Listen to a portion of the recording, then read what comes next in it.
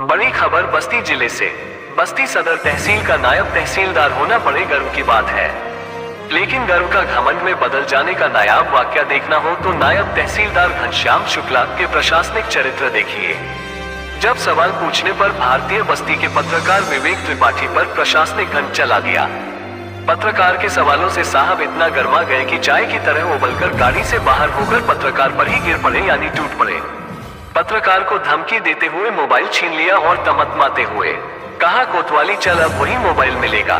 पत्रकार विवेक त्रिपाठी अब तहसीलदार के चलाई घन को तो समझ चुके थे, लेकिन शाम वाला छलिया रूप कोतवाली में देखने को मिला जब तहसीलदार ने उनके ऊपर शांति भंग के मामले में मुकदमा दर्ज करवा दिया। बहरहाल देर शाम इस मामले में पत्रकार विवेक त्रिपाठी को जमानत मिल गई, उनका मोबाइल भी वापस कर दिया गया। लेकिन योगी सरकार में अधिकारियों से सवाल करने पर पत्रकारों पर मुकदमे दर्ज किए जाएंगे, उन्हें धमकियां मिलेंगी, जेल भेज दिया जाएगा। Report Mohammed Ali, QKP news live, Basti Uttar प्रदेश। आपका नाम सर? आइए चलिए। नहीं, आपका नाम क्या है सर? नहीं, आपका नाम क्या है सर? नाम तो बता दीजिए। घनश्याम शुक्ला जी आप हैं? चलिए, मतलब बिना प्रधान के उसके आदेश के अनुसार आप लोग नहीं ADM साहब का आदेश है प्रधान से, और जहाँ बिना रुकरे हुए आप दिखवा रहे हैं, जबरदस्ती करा रहे हैं। बताइए सर, आप नहीं, आप बताइए। आपके साथ कैसी घटना हुई? हम जो है, मेरा नाम विवेक त्रिपाठी, दैनिक भारतीय बस्ती का मैं पत्रकार हूँ, और पत्रकार एकता संघ का मैं जो जिला उपाध्यक्ष हूँ। वहाँ पे ज़मीन लबना पार गांव के पास ज़मीन नापी जा रही थी। मैं मौके पे पहुँचा, तहसीलदार साहब शुक्ला जी जो थे, घनश्याम शुक्ला जी थे, उनसे हमारी बातचीत हुई। हमने उनसे कहा कि किसके आदेश पे आपके द्वारा ये नापी कराई जा रही है। जब हमने पूछा तो ये हमारे ऊपर रैस हो गए, और हमने उसको वीडियो बना के हम इनका बाइक ले रहे थे और इनसे क्वेश्चन कर रहे थे कि किसके द्वारा ये मापी कराई जा रही है। इन्होंने हमको झड़पा कि SDM साहब के नाम पे, SDM साहब के आदेश पे कराई जा रही है।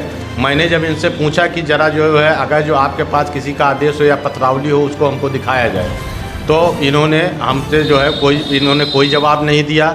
और जब हमने इनसे पूछा कि बताइए प्रधान के द्वारा कोई इस पे जो है, प्रधान के द्वारा कोई लिखित आदेश है या किसी के आदेश के अनुसार कोई लिखित प्रमाण पत्र है, तो इन्होंने कुछ जवाब नहीं दिया।